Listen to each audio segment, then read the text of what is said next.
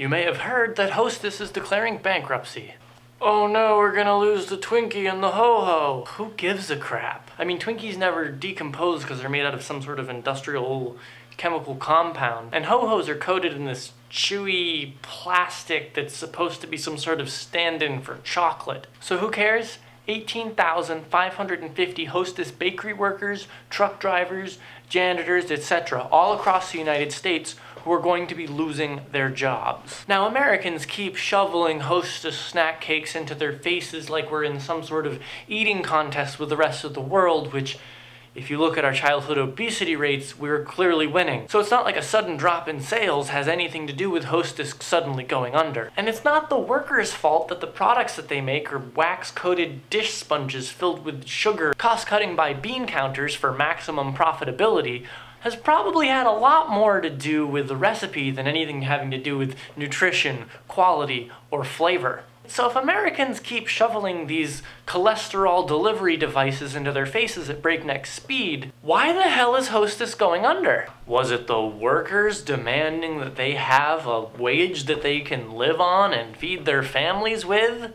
Because that's what the Hostess executives would have you believe. Now I'm gonna go out on a limb here and suggest that the folks running Hostess are a bunch of liars, because we already know that they're thieves. Now, while Hostess was trying to cut pay for their workers by 8% and cut their benefits by 32%, their CEO, Brian Driscoll, gave himself a 300% raise, increasing his yearly take-home pay from the insanely wealthy range of $7,500,000 a year to $2,550,000 a year. $2,550,000 a year. The other executives enjoyed similar pay increases. Now, sure, Americans are fat and we eat horrible food, but to justify this sort of pay increase, Americans would have had to have gone on a Hostess snack cake only diet for years. And since that clearly didn't happen, we have to ask the question of where the hell did all this money come from? Truth is, this isn't new money. It didn't come from anywhere. These executives, like cancer cells ballooning to enormous size and stealing nutrients and energy from surrounding cells, these executives stole. They stole money from the shareholders. They stole money from the company's infrastructure. Prior to filing for bankruptcy, they shut down 3 different bakeries and liquidated the assets, sold them off. They stole money from the pensions of their employees and currently owe $160 million to employee pensions. And since they stole so much, they didn't need to work anymore, so they filed for bankruptcy because they clearly didn't need the company. And now they have the gall to blame workers who are making less than $20 an hour. So of course they have to lie. You can't admit to stealing and then expect to get away with it. Very few people are buying their bullshit and are calling this an example of crony capitalism, corporate capitalism, vulture capitalism. But what they seem to be missing here is that you don't need a modifier. This is capitalism. This is how it's supposed to work. Under capitalism, there's a small cabal of people at the top of an organization who, through the artifices of property law, get to claim ownership to all the means of production, meaning here, the buildings, the property, the trucks that deliver the goods to market, the machines that bake the baked goods, the raw products that go into the baked goods, the baked goods after they've been baked. All of this, despite the fact that they may have never laid their hands on a single bag of flour, on a single baking sheet, or a single kettle of melted ho-ho plastic. And yet somehow they still get to claim ownership over all of it. Meanwhile, from the other end of the spectrum, workers have to beg and plead to remain employed. And if the kings at the top decide to dispense with all the peasants at the bottom, there's really nothing that the peasants at the bottom can do about it. But we can refuse to comply with the systems of power.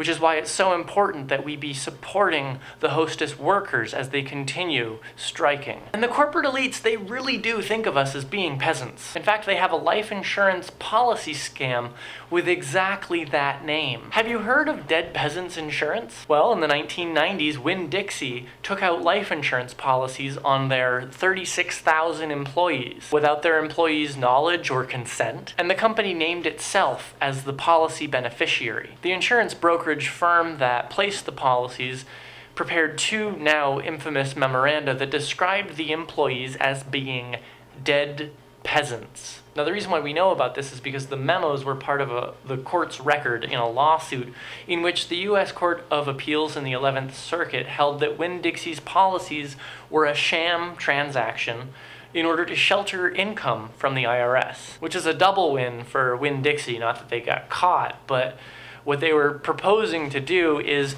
hide profits that their company was making by purchasing these phony life insurance policies. And then, when their employees die, despite, whether they may or may not work for them in a decade, they still get to claim the life insurance policy when their employees die. Again, all of this is done without the employees' knowledge or consent, which is why I think it's about time that we peasants storm the castle and institute a democracy. And I'm not talking just about democracy in our government, but also democracy in our workplace, economic democracy. The hostess workers should put down their picket signs and go back into the factories and just take them over. Their executives stole worker pensions, gutted the company, gave themselves huge bonuses for doing so, and then declared bankruptcy. They are thieves. The factories, the bakeries, should belong to the workers. I'm fed up with unions always going into this negotiations with management crap. Negotiations assume that the other party involved has some sort of legitimate claim on the stakes at hand. The executives gave up any claim to legitimacy when they stole pensions and gutted the company.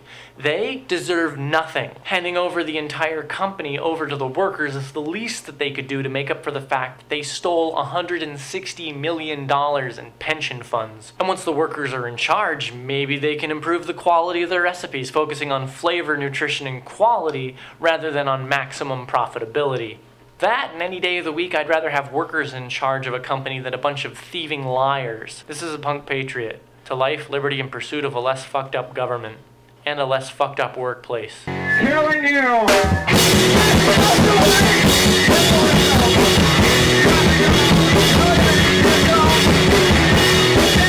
I'd like to thank the following list of people who were sustaining subscribers and have since left. Thank you very much for your time being a sustaining subscriber. Without you, this show would not be possible. I'd like to thank those who are currently sustaining subscribers. And I'd also like to thank the following list of folks who are one-time donors. Your support is very much appreciated.